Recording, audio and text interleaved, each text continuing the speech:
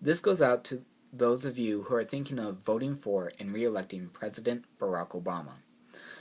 For me, and probably like many of you, when President Barack Obama first got elected to presidency, it was a very exciting time. It was a very exciting time within our nation, within our history, and it was a very historical event.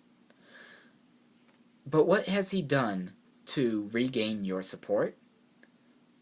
And sadly, the answer is he has done more to lose your support. Let's take a look at several facts. One, the U.S. national debt. When he took office, it was $10+ trillion. And yes, I did say trillion. It is now $16+ trillion, less than 4 years later. So, in less than 4 years of his presidency, he has added $6 trillion to the debt. Some of you may be saying that, oh, this is Bush's fault. Bush put 2 wars on the ballots without being able to pay for them. And although Bush did spend a lot of money, this is not Bush's fault.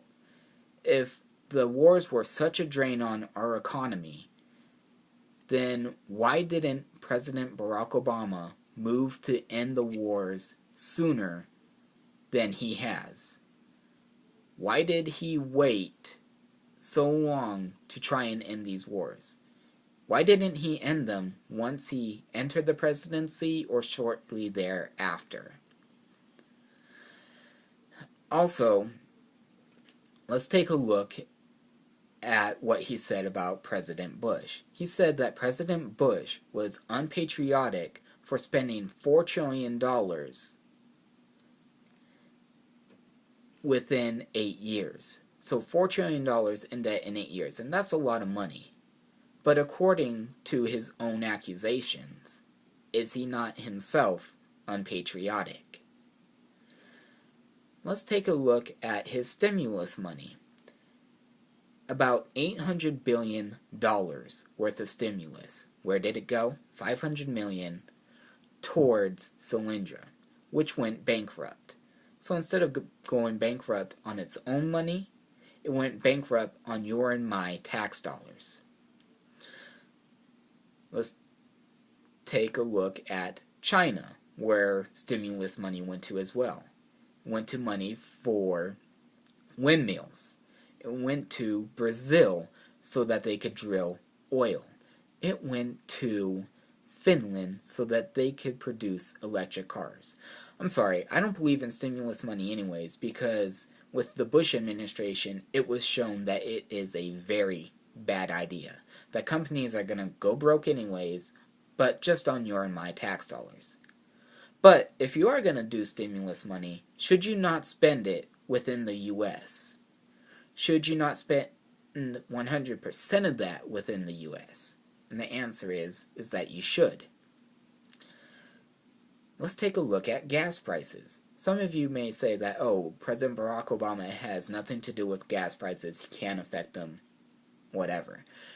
Well, gas prices, when he took presidency, were averaged $2 and some change. It is now over $4 a gallon.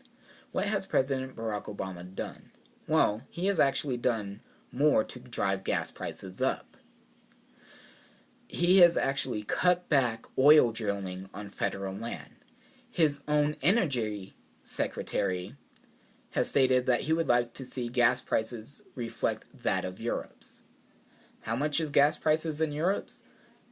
About $8 a gallon. Yeah, $8 a gallon.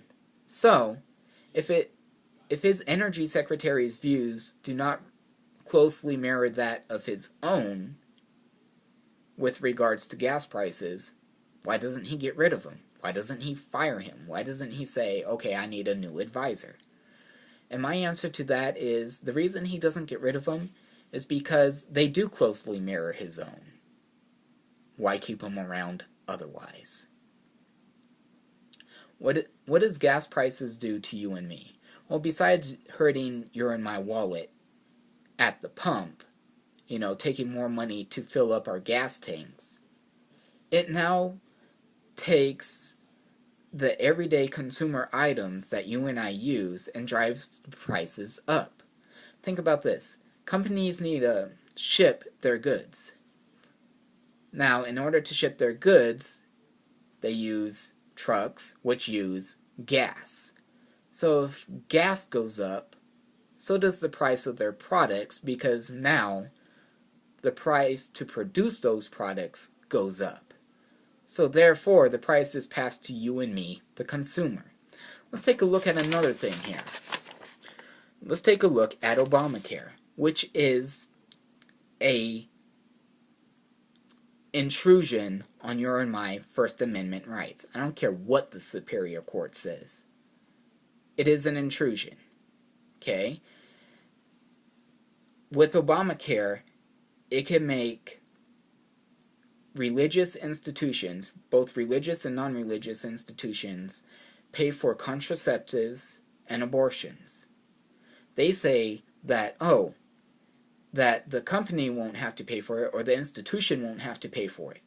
But that is a bunch of bull. Why is this a bunch of bull? Well, drug companies need to pass these costs in some way, shape, or form, because it costs them to make these contraceptions. It costs them money to produce these types of products. Therefore, if it costs them money, do they not need to build this into their costs? If they don't build it into their costs, then they go out of business. So, the fact of, this won't intrude on religious institutions, or religious institutions won't have to pay for it, is a bunch of bull. Also, this president is, at least in my lifetime, and probably yours as well, the most divisive president I have ever seen. Listen to his words. And in fact, I encourage you to read his book, Dreams from My Father, because it shows you how divisive this president is. Okay?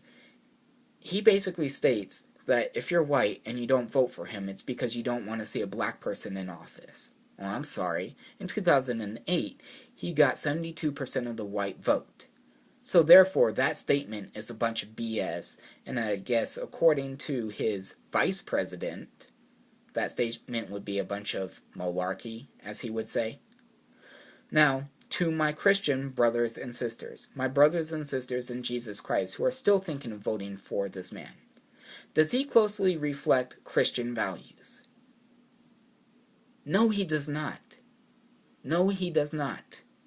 Okay, let's take a look at something for a second, where he says that he adheres to the golden rule. Treat others as you shall treat yourself. Well, in press interviews, have you not seen him, and you could probably YouTube this, have you not seen him talk down to people who are asking questions? Have you not seen him get cocky or anything like that? He also accuses Romney of not paying taxes and not caring for those who are less fortunate, when I think Romney has actually shown that he has been more fortunate. He just doesn't like to talk about it. Okay, I'm sorry, not more fortunate, but has cared for those who are less fortunate. He just doesn't like to talk about it. Okay? Obama boasts about that he's for the poor. Look at me, I'm doing so much for the poor. But yet, he uses your and my tax dollars to do this, and then boasts about it.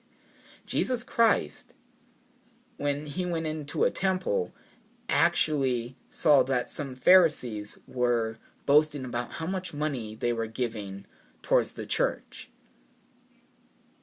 And he scolded them for it. He scolded them for boasting about it.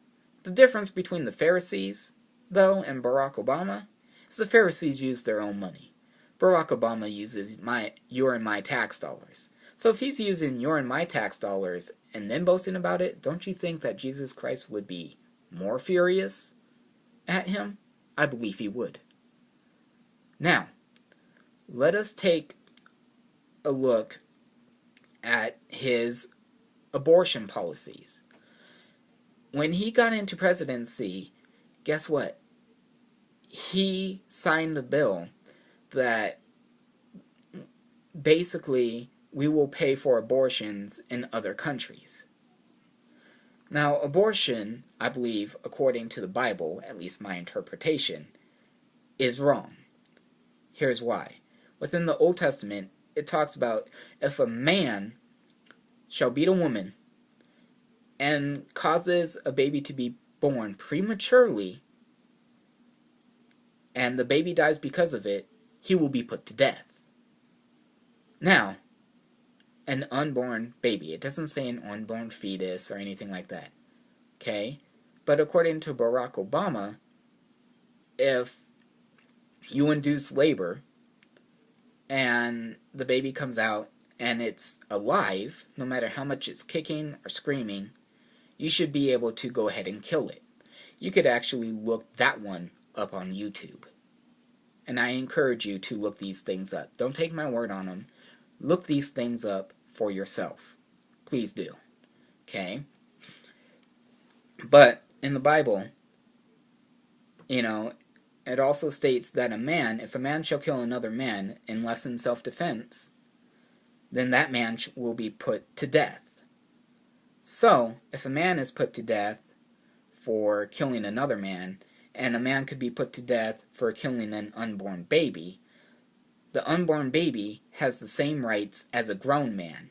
Therefore, the unborn baby is a baby, which is a small human being, which is a human being. Okay? It's a small human being. Therefore, an unborn baby is a human being and therefore deserves the same rights. Now, I understand if a woman gets raped and gets pregnant from it, that if she wants to abort. I get that. I understand that. However, I don't support it. And I will never support it. Reason why? That is a small human being. That is a small life. That is the taking of a life that is young, innocent, and defenseless. Let's use a dramatic example. Let's say that, people use the excuse for abortion like, well, it doesn't hurt the baby, they can't feel anything anyways, they're unconscious. I can't hear them screaming, I can't see them struggling. Well, does this mean that the baby is not in pain? Here's a very dramatic example. Let's say that I put you in a box. We put that box 6 feet underground. Now this box has all sorts of gadgets to torture you with. In this box there is no microphone, so I can't hear you. There is no camera, so I can't see you. But yet I know what I'm doing, so I push buttons and I'm torturing you. Now because I can't hear you, I can't see you, does this make it so that your pain is not real? Because we can't hear or see a baby within the womb that's kicking or screaming, does this mean that it feels no pain? The answer is no. And unfortunately, our society is going more and more towards that. I encourage everybody, if you are still with me, to look these things up. Okay? YouTube some of these things. See what values he holds. See what he has done for this country. And he has not done anything for this country, except for push his socialist agenda and push his green energy policies, in which I'm for green energy, but we should not be forced to go there. We should not be forced by the government to go there. There is a tremendous impeachment on our civil rights and liberties as far as religion goes. And they can now say, oh, you have to purchase this. With regards to Obamacare. So, I encourage you guys to not take my word for this, but look these things up. Look them up and find out for yourself. Thank you.